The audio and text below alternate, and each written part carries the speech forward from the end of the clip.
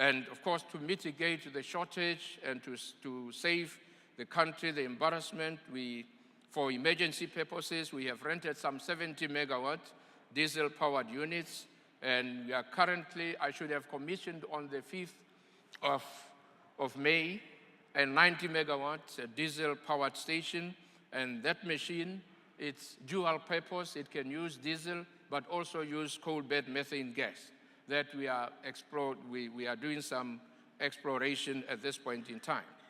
For the longer term supply, that is up to a little before 2020, we are expanding the existing coal-fired plants, as I indicated, 600 megawatts. At this point in time, it's almost, in terms of progress, 75%. I'm looking forward to that and to the delivery of some 1,500 megawatts the first quarter of 2012. In other words, in readiness for production. And thereafter, by the end of 2012, I should have delivered the 600 megawatts. And in terms of investment, it is not coming up cheap. We are talking about $1.7 billion US, a very expensive intervention, but inevitable if we are to keep diamonds from Botswana flowing through the pipeline. I believe this is what the conference is all about. There was discussion this morning about many things, including the RAF. I believe that investment, if you will, is part of an investment in the RAF or the mining sector. If I may now proceed to slide 5. Our production profile, based on currently known reserve, is projected to decline in the next 5 to 6 years beyond 2020. But given this outlook, coupled with the increasing cost of production at the mines that they are getting deeper, we obviously face a challenge of how to extend the mine lives through exploration. And we are doing this as vigorously as we possibly can.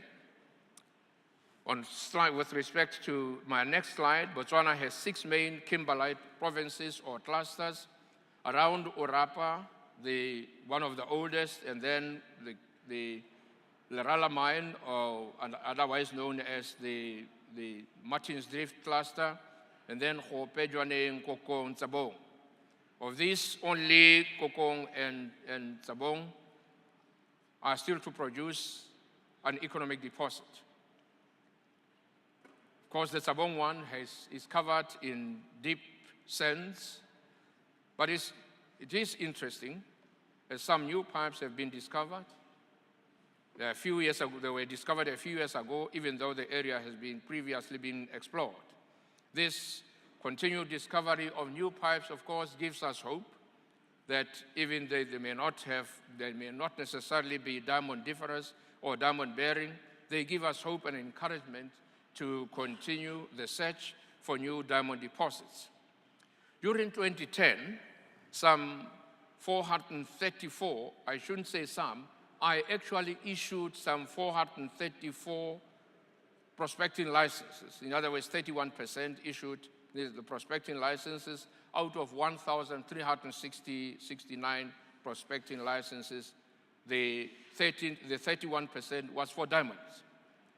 But there is some ongoing explorations on 4 small mines, BK11, AK6, Lerala, as I indicated, or Martins Drift, Hope, at various stages of development, and should collectively add on some 2 million carats for Botswana's production in the next 2 to 4 years. I should proceed on to say, as a key diamond producer and in line with our principle of encouraging linkages with the rest of the economy, we have aspirations to grow the diamond value chain in the country. And that for us is critical, because otherwise the export of raw diamonds will not make sense. It will not exploit the resource to the satisfaction of the people of Botswana. And the intention of the 1967 law was precisely that the population should benefit. And we can only benefit if the various stages of the resource are exploited accordingly, and particularly in our own country. Since 2006, we have embarked upon a more aggressive strategy to increase cutting and polishing in the country, and in the process attracted associated activities like banking, brokerage, security, etc. And then, of course, we plan to see all of the activities of the pipeline undertaken sustainably in Botswana itself. And I would like to commend those that are participating at this moment in time and are showing the confidence that we all need in order to progress the industry or to grow the industry. For that reason, we have set up in April 2008 a diamond hub whose mandate is to drive the establishment of a diamond center.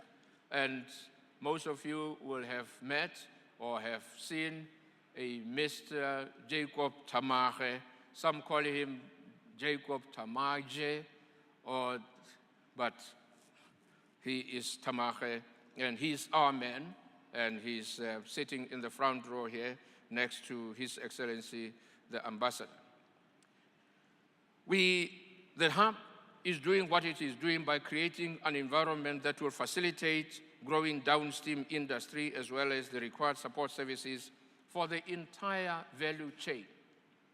You will appreciate that unless we do the entire value chain, we will not be doing justice to ourselves. The route or policy thrust has been chosen it is not an easy one. There are many, such as inadequacy of infrastructure, telecommunications, etc., and we are doing the best we can in order to surmount those difficulties. It is, however, a journey we have consciously taken and are committed to. Diamonds are that much important and for the foreseeable future remain an integral part of the economy of Botswana. Whilst it is said that diamonds love Antwerp, Botswana loves diamonds, and we are committed to do what it takes to, rather among others, continue mining and selling them responsibly now and in the future. We are also committed to support interventions such as the Kimberley process, because any gain can only be meaningful if the rules are obeyed. And it is the rules that can sustain the game. And of course, our game of the diamond industry can only be sustained and shepherded and given direction if we play the rules accordingly, because ultimately it is the intention or the aim is to protect the consumer confidence that we will do the job.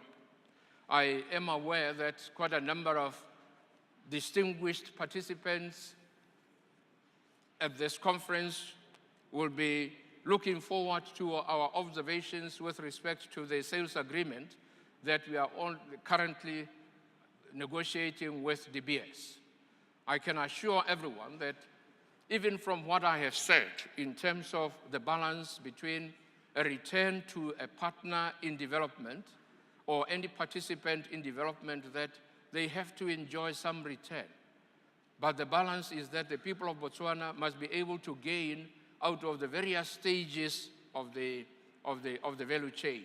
And it is in that spirit that we are negotiating, and the negotiations, at least we have agreed the basic concepts, the basic tenets as to where we want to go. And there is nothing to worry about. We value our partners in development because we know it has a bearing on the confidence that I have been talking about. But it will be premature at this stage to say anything before we sign on the dotted line. But conscious of the sensitivity of the sales agreement that I'm making reference to, we have negotiated, and we are negotiating in that spirit. But of course, the bottom line is that the people of Botswana clearly must benefit, and more of the activities in the industry must come to Botswana for the people of Botswana to benefit directly. There are other prospects. It's not only diamonds in Botswana. We do have good prospects that should come on stream in the next 2.5 to 3 years, fairly enormous deposits of copper, silver, of a fairly good grade. And of course, we also have prospects for uranium, prospects for coal, as I've indicated, 200 billion tons of that, and then coal-bed methane gas that we extract, or should be in a position to extract from coal itself, and finally, the derivative, and the bottom line, the confidence that I have made reference to. The split is two words: core or corn, meaning together, and then the feeders, meaning faith.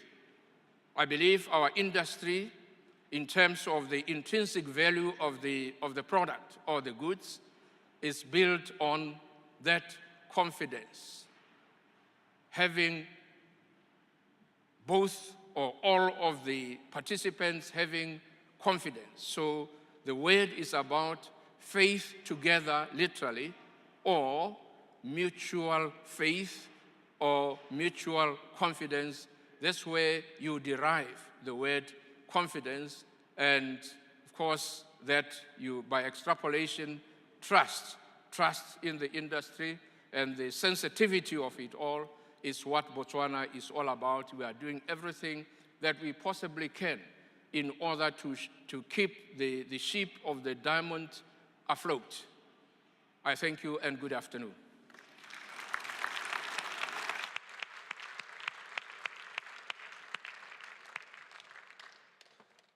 Thank you very much, Honourable Minister. I would like to invite from the audience two live questions. Please raise your hand if you've got a question for the Honourable Minister. I can't actually see. It's unbelievable, no one's got a question. Yeah. Okay, please.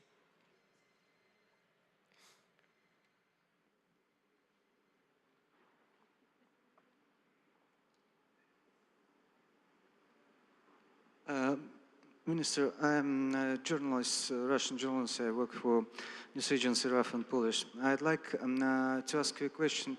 What is your prognosis about diamond production in your country this year and next year? Thank you.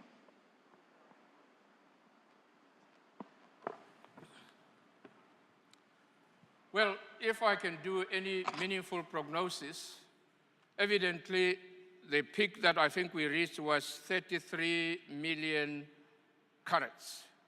I don't think this year, because some of the mines are closed, will only open at the end of this year, I don't think we'll necessarily reach that.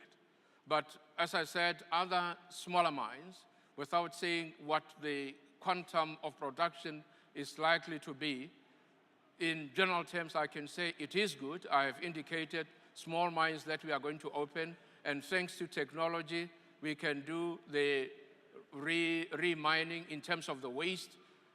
Cut 8 that I made reference to, with a US dollar investment of 1.3 billion, that is the way we are going. I'm not in a position to say precisely in terms of carats, in millions of carats, what we are going to, what we are likely to produce.